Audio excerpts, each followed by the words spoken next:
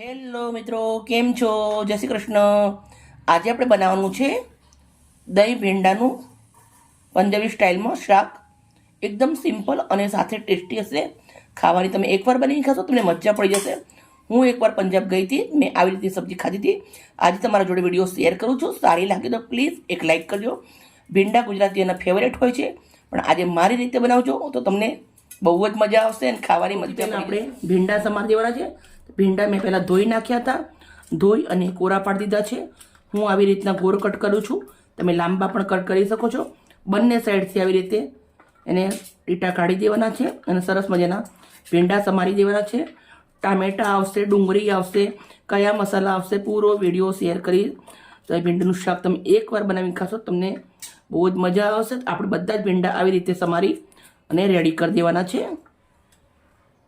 મિત્રો તમે જોઈ શકો છો ભીંડા મેં સરસ મજાના સમારી દીધા છે. સાથે એક નંગ ટામેટું ઝીણું સમારી લીધું છે, એક નંગ ડુંગળી ઝીણી સમારી લીધી છે, એક ગાંઠ લસણ છે, 1 ઇંચ જેટલો આદુનો ટુકડો બંને વાટીને લઈ લીધું છે, થોડું લસણ સમારી લીધું છે અને 3 નંગ લીલા મરચાં સમારી લીધા છે.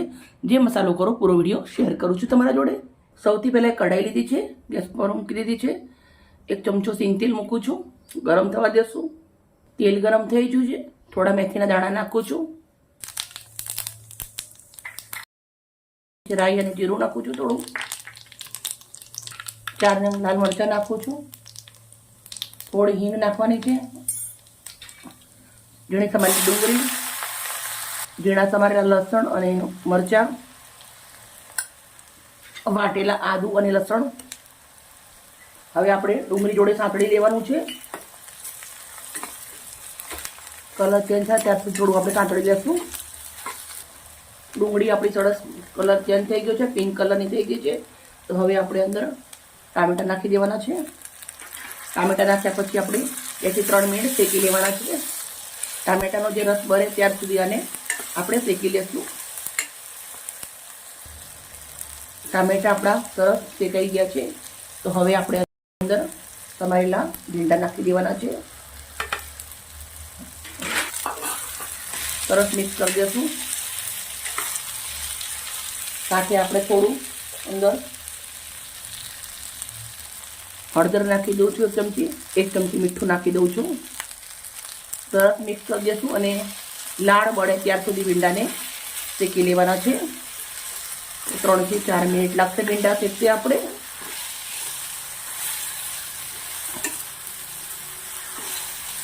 લાળ બળે ત્યાર સુધી આને શેકી લેવાના છે. તો આપણે ધીમા તાપે રાખી દીધા છે. ઢક્કણ ઢાંકી દઈએ છીએ.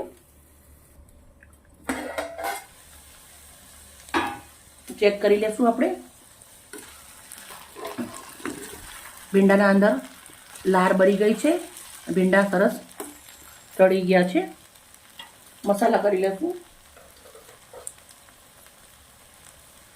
1 ચમચી લાલ મરચું નાખું છું, 1 ચમચી કશ્મીરી મરચું નાખવાનું છે, 1 ચમચી ધાણા જીરું નાખવાનું છે, અડધી વાટકી સમારેલા લીલા ધાણા નાખવાના છે.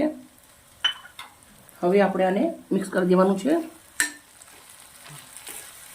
પંજાબના લોકો આમ મસ્ત મજાનું એકદમ કલરફુલ ખાતા હોય, સાથે દહીં દૂધનો બહુ જ ઉપયોગ કરતા હોય છે. તો આપણે સરસ મજાનું આજે પંજાબી સ્ટાઇલમાં બનાવી દઈએ છીએ. પંજાબી લોકોના ઘરે બને એવી રીતના જ બનાવવાનું છે. આપણે ઘણા બધા ગરમ મસાલા નાખી દેતા પંજાબી કરીને, પણ ખરેખર પંજાબી લોકો બહુ ગરમ મસાલા નથી ખાતા હોતા. સેહતનું બહુ જ ધ્યાન રાખતા હોય છે.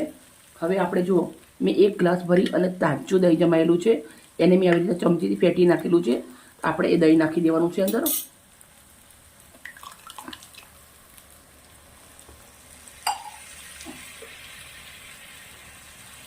હવે આપણે તાજી કસૂરી મેથી નાખવાની છે. એને હાથથી મચડી દઈશું. એની ટેસ્ટ બહુ જ સરસ આવે છે. હવે આપણે આને મિક્સ કરી દેવાનું છે. ખાલી 1 જ મિનિટ સુધી પાકવા દેવાનું છે.